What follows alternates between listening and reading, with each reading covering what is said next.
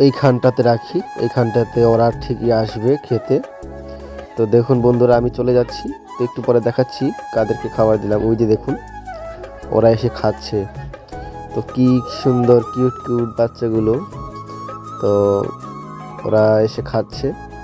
তো এখন খুব শীতের সময়, তো ওরা একটা ঝুপড়ির মধ্যে থাকে, তো ওদেরকে একটু একটু করে খাবার দেই।